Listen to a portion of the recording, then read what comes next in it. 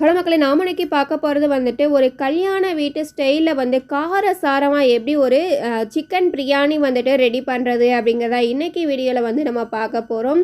So நம்ம நிறைய வந்துட்டு ரெசிபிஸ்லாம் பார்த்துட்ருக்கோம். அந்த வகையில் இன்றைக்கி இந்த சிக்கன் பிரியாணி தான் வந்து பார்க்க போகிறோம். வாங்க வீடியோக்குள்ளே போகலாம். ஸோ அதற்காக வந்துட்டு நம்ம ஃபஸ்ட்டு எடுக்கக்கூடிய பொருள் என்னென்னு பார்த்தீங்க அப்படின்னா பட்டை 2 பட்டை வந்து எடுத்திருக்கோம். அடுத்ததாக 4 கிராம்பு வந்து எடுத்துக்கலாம். இது கூட பார்த்தீங்க அப்படின்னா ஒரு 4 ஏலக்காயும் வந்து நம்ம சேர்த்துக்கலாம். நெக்ஸ்ட் வந்துட்டு பிரியாணி இலை இருக்கும் இல்லையா, ஸோ அதையும் சேர்த்துட்டு இந்த மாதிரி வந்துட்டு நீங்கள் நல்லா வந்துட்டு பவுடர் ஆக்கி எடுத்து வச்சுக்கோங்க. மிக்ஸி ஜாரில் போட்டு வந்துட்டு இந்த மாதிரி பவுடர் ஆக்கி எடுத்து வச்சுக்கோங்க. நெக்ஸ்ட்டு இஞ்சி பூண்டு வந்துட்டு பார்த்தீங்க அப்படின்னா ஒரு 2 டேபிள் ஸ்பூன் வரளவுக்கு வந்துட்டு நீங்கள் பேஸ்ட் பண்ணி எடுத்து வச்சுக்கோங்க. அடுத்ததாக வந்துட்டு ஒரு 1/4 kg இருக்கும் நமக்கு வந்துட்டு வெங்காயம், சின்ன வெங்காயம். இதை வந்து அரைச்சி வந்து எடுத்துக்கலாம். ஸோ இது வந்துட்டு நம்ம வந்து நிறைய வெரைட்டி ஆஃப் பிரியாணி வந்து பார்த்துருப்போம். அதில் வந்து இதுவும் ஒரு வகையான பிரியாணி. டேஸ்ட் வந்துட்டு செம்மையாக இருக்கும்.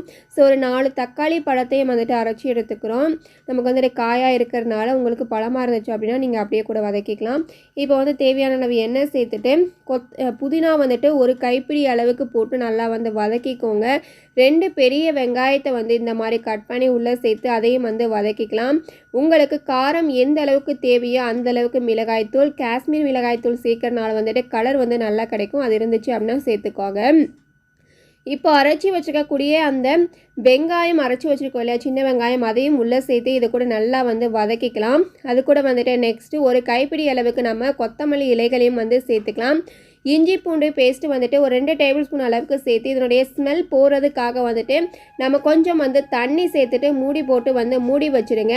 அடுப்பை சிம்மில் போட்டுட்டு ஒரு 10 நிமிஷம் கழித்து பார்த்தீங்க அப்படின்னா இந்த மாதிரி எண்ணெய் எல்லாமே வந்துட்டு பிரிஞ்சு வந்திருக்கும். அதுக்கு அடுத்ததாக வந்துட்டு நம்ம அரைச்சி வச்சுருக்க தக்காளியும் வந்து உள்ளே சேர்த்துட்டு அதனுடைய ஸ்மெல் போகிற அளவுக்கு நீங்கள் வந்து நல்லா வதக்கிக்கலாம். இப்போ வந்துட்டு நம்ம பட்டை, கிராம்பு, ஏலக்காய் இது எல்லாத்தையுமே வந்துட்டு அரைச்சி வச்சுருந்தோம் இல்லையா, பவுடர் பண்ணி வச்சுருந்தோம் இல்லையா, அதையும் வந்து உள்ளே சேர்த்து மிக்ஸ் பண்ணிக்கோங்க. ஒரு 1/4 லிட்டர் அளவுக்கு தயிர் வந்து உள்ளே சேர்த்துக்கலாம். பாக்கெட் தயிரோ இல்லை வீட்டில் இருக்கக்கூடிய தயிரோ எது வேணாலும் பரவாயில்லை.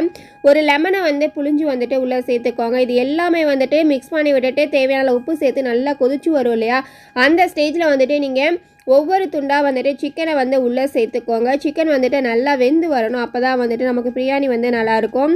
பாருங்கள், எல்லாத்தையுமே வந்துட்டு ஒன்றா வந்து சேர்த்துக்கலாம். எங்களுக்கு வந்து பெரிய பெரிய பீஸாக தான் வந்து இருக்குது பிரியாணி அப்படிங்கிறதுனால. நீங்கள் சின்ன சின்ன பீஸாக இருந்தால் கூட பரவாயில்லை. ஸோ இப்போ வந்து இதை வந்துட்டு மூடி போட்டு மூடி வச்சுருங்க. நல்லா வந்து வெந்து வரட்டும். சைடிஷ்காக வந்துட்டு நம்ம வெங்காய பச்சடி எப்படி பண்ணுறது அப்படின்னா, நாங்கள் வந்து வெள்ளரி பிஞ்சு வந்து சேர்த்துருக்கோம். இது என் பையன் தான் வந்துட்டு கூட வந்து எடுத்து சாப்பிட்றதுக்காக வந்து நோண்டிகிட்டு இருக்கான். ஸோ இப்போ வந்துட்டு அது கூட வெங்காயமும் ஒரு 2 வெங்காயம் கட் பண்ணி போட்டிருக்கேன். அடுத்த கொஞ்சம் வந்துட்டு கொத்தமல்லி இலைகளையும் தயிரையும் சேர்த்துட்டு கொஞ்சம் உப்பு சேர்த்து நல்லா வந்து மிக்ஸ் பண்ணி வச்சிடலாம். அவ்வளோதான். இது பெரிய விஷயம்லாம் வந்துட்டு கிடையாது. ஸோ வந்துட்டு இப்போ சைடிஷ் வந்துட்டு வெங்காய பச்சடி இருந்தால் தான் வந்துட்டு நமக்கு பிரியாணி சாப்பிட்ட மாதிரியே இருக்கும். வந்துட்டு வெங்காய பச்சடியும் வந்துட்டு ரெடி ஆயிடுச்சு. நெக்ஸ்ட்டு பார்த்தீங்க அப்படின்னா நம்ம வந்துட்டு இப்போது குழம்பு வந்து பார்க்கலாம். பாருங்கள் எந்த அளவுக்கு எண்ணெயெல்லாம் பிரிஞ்சு வந்துட்டு நமக்கு சூப்பராக வந்துட்டு குழம்பு வந்து ரெடி ஆகிருக்கு அப்படின்னு சொல்லி பாருங்கள்.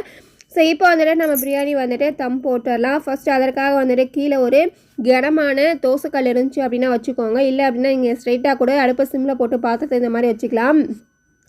இதில் வந்துட்டு ஃபஸ்ட்டு குழம்பு வந்துட்டு நான் கொஞ்சம் வந்து சேர்த்துருக்கேன். சேர்த்துட்டு ஆல்ரெடி வந்துட்டு சாதம் வந்துட்டு ஒரு அரை வேக்காடு வேக வச்சு நான் வடித்து வந்து வச்சுருக்கேன். ஸோ அதை வந்துட்டு அடுத்ததாக வந்து நீங்கள் உள்ளே சேர்த்துக்கோங்க. கொஞ்சம் வந்து சேர்த்துக்கோங்க. சேர்த்துட்டு நான் வெங்காயத்தையும் வந்துட்டு பெரிய வெங்காயத்தை கட் பண்ணி இந்த மாதிரி எண்ணெயில் போட்டு பொரிச்சு எடுத்து வச்சுருக்கேன். ஸோ அதையும் வந்துட்டு உள்ளே தூவிட்டு அதுக்கு மேலே வந்துட்டு கொஞ்சம் குழம்பு சேர்த்துக்கலாம். நெக்ஸ்ட்டு பார்த்தீங்க அப்படின்னா சாதம் சேர்த்துக்கலாம். சேர்த்துட்டு அதுக்கு மேலே வந்து கொஞ்சம் வெங்காயம் தூவிட்டு நெக்ஸ்ட்டு குழம்பு வந்து இருக்கிறத சேர்த்துட்டு நீங்கள் வந்து இந்த மாதிரி தட்டு போட்டு வந்து மூடிட்டு அதுக்கு மேலே நான் வந்துட்டு இந்த பாத்திரத்தில் ஒரு பாத்திரம் ஃபுல்லாகவே வந்துட்டு சுடுதண்ணி குடிக்கிறதுக்காக வந்து காய வச்சுருக்கேன். ஸோ அதை வந்துட்டு தூக்கி மேலே வச்சுருக்கேன். பாருங்கள், இந்த மாதிரி தான் வந்து செட் பண்ணியிருக்கேன்.